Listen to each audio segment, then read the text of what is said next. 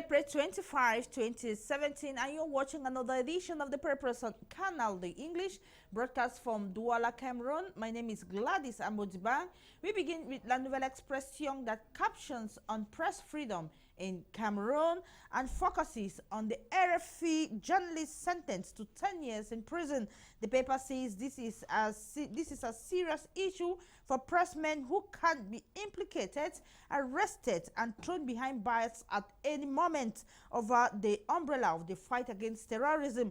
La Nouvelle Expression this morning is interested on the 1990 press law and press-related offenses. You read the details on page 3 of today's edition of La Nouvelle Expression.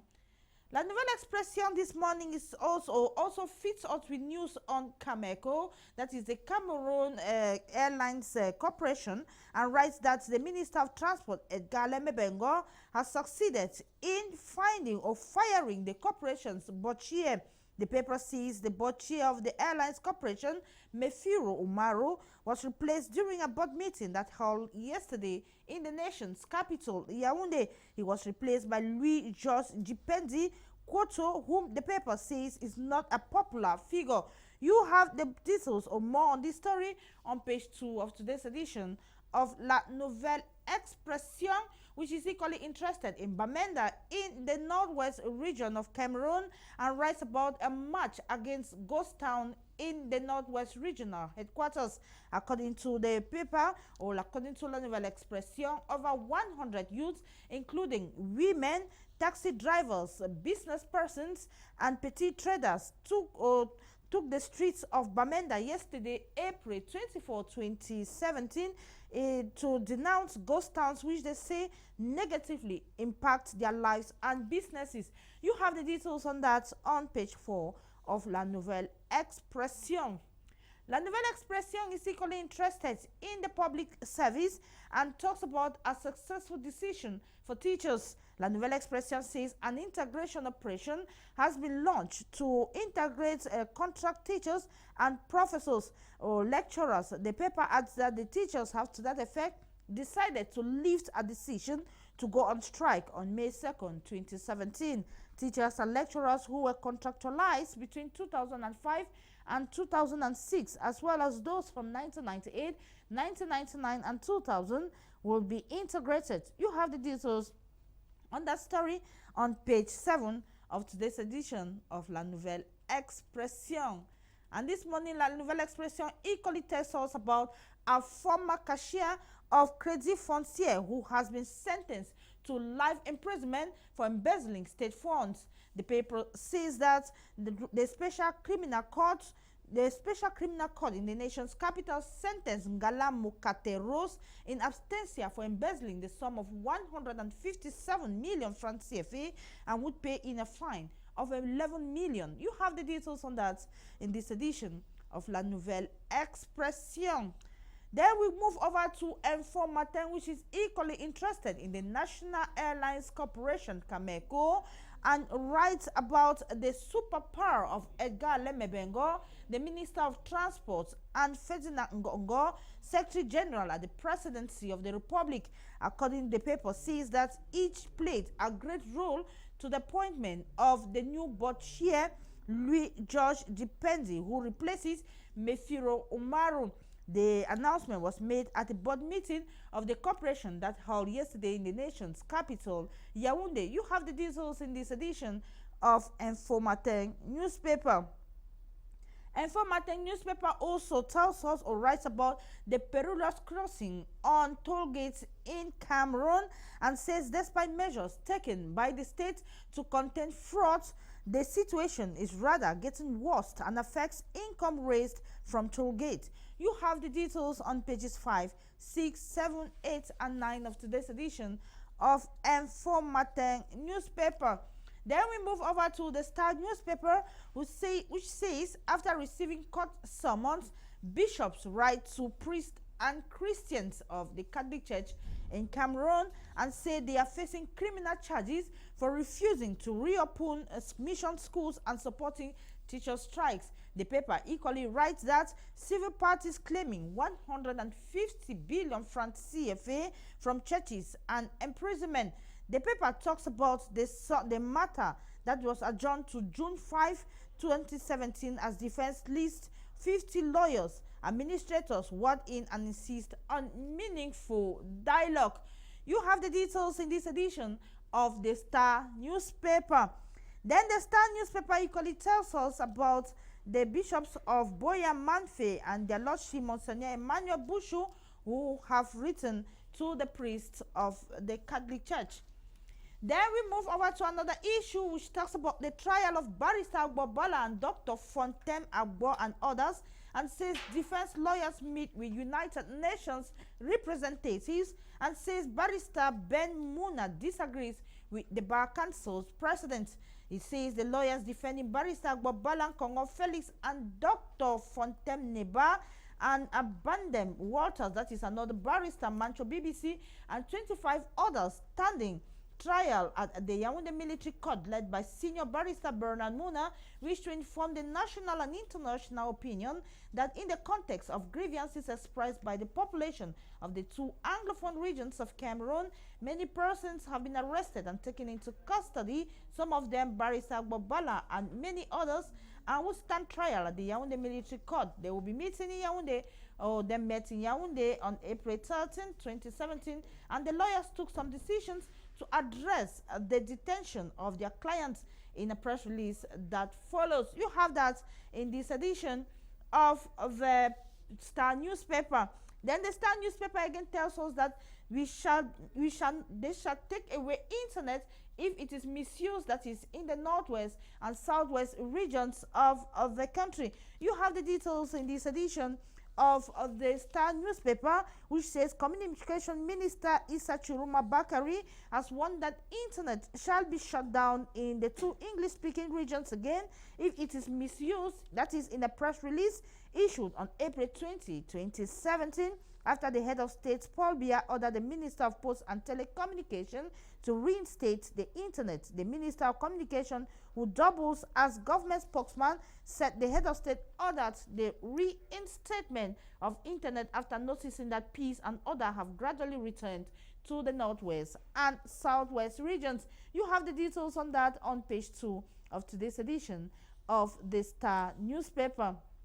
Then the Star newspaper equally talks about the United Nations that congratulates Cameroon for stability in the Central African Republic.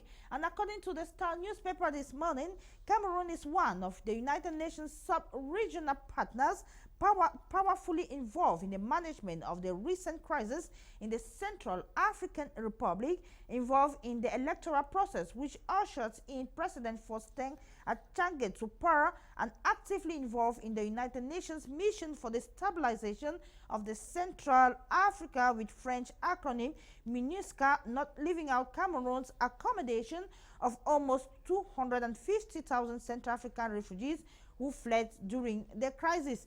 You have the details in this edition of the Star newspaper.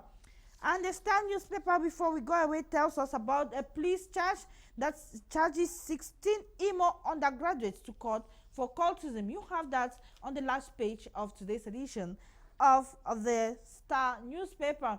Then we move over to the Post or the Sun newspaper, beg pardon, this day, which talks about God is intervening in our matter. That is a statement made by Bishop Bushu. He tells the Christians that God is intervening in the matter of bishops who have been summoned to court.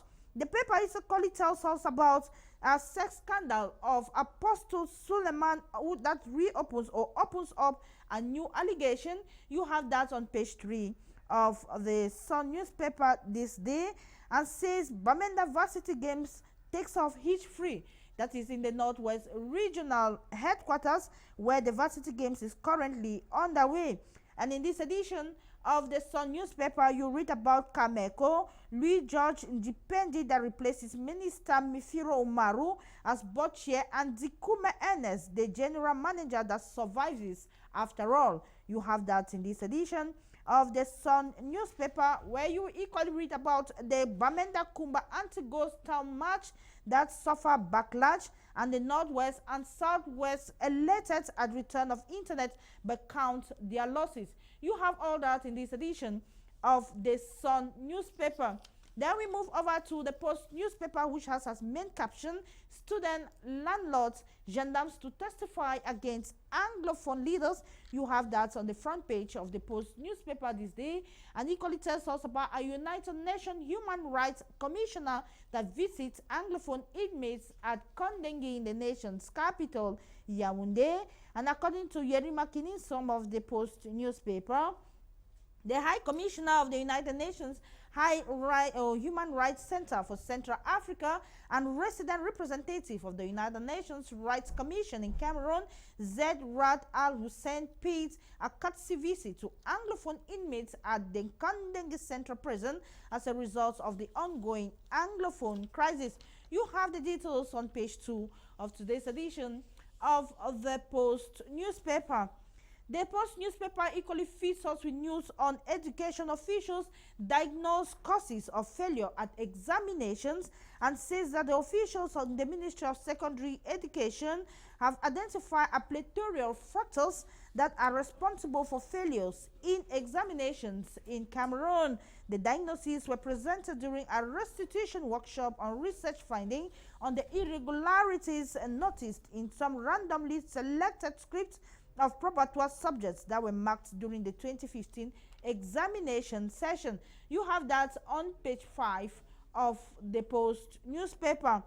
Then the Post newspaper talks about Issa Chiruma Bakari, Minister of Communication, on April 19 during a press conference that told the media that Jeune Afrique is a threat to the government of Cameroon. The minister began by X-raying various articles which have been published by Jeune Afrique attacking the government, especially President Biya, wife and son Frank. He called the attention of the media on their recent article on Marafa, which stated that Marafa is in prison because he asked Biya not to go for re-election. You have that in this edition of the Post newspaper. Then the Post newspaper equally tells us about homeless families who are to confront the minister over the HTTC Kumba land problem. Maxwell Fonkwen in the southwest region of Cameroon says that scores of families rendered homeless by the demolition of buildings on the land expected to host the higher teachers or the higher technical teachers training college in Kumba in the Meme division of the southwest region of Cameroon are contemplating on confronting the Minister of Land and Survey, Jacqueline Kong Abesika, regarding their plight. On April 21, authorities ordered caterpillars to crush down buildings supposedly constructed on the HTTC land after government warnings. Bulldozers destroy buildings inhabited and those yet under construction. Have the details in this edition of the Post newspaper. Then the Post newspaper tells us about journalists' on investigative skills on land titles that corrupt networks. You have that on page 8 of the Post newspaper, where you equally read about as internet hits Boya in the Fako division of the southwest region of Cameroon. Credit transfer agents run out of airtime. You have that in this edition of the Post newspaper. Then we move over to the Eden newspaper, which has as main caption, the Antichrist that wants to rob the clergy. In March, that is a statement from Bishop Keya on case against church leaders in Cameroon. You have that on the front page of the Eden newspaper, where you equally read about Southwest farmers that receive donations of farm inputs worth 5 million franc CFA. It is a consignment of farm inputs worth over 5 million has been donated to some farmer organizations in the southwest region of Cameroon. The Agro Hub Cooperative Limited handed over the donation during a ceremony chaired by Southwest Regional Delegate of Agriculture and Rural Development, Ekogwe Christopher, on Thursday, April 13, 2017. You have the details on page 2 of today's edition of the Eden newspaper. The Eden newspaper again tells us about a notorious wildlife trafficker arrested over 100 kilograms of pangolin scale. You have that in this edition of the Eden newspaper. Then the paper tells us about poor communication, Anglophone crisis downplays lawyers swearing in Boya in the southwest region of Cameroon. Cham Victor Bama of the Eden newspaper says some common law lawyers say poor communication and the current Anglophone crisis motivated the timid turnout during the oath-taking ceremony of People's Advocates in Boya. The ceremony held on Thursday, April 13, under the auspices of the vice president of the Southwest Court of Appeal, Justice Beya Abenego. It came barely a week after it was announced that common law lawyers will return to court on May 2nd, 2017, after suspending their strike action. You have the details on page 6 of the Eden newspaper.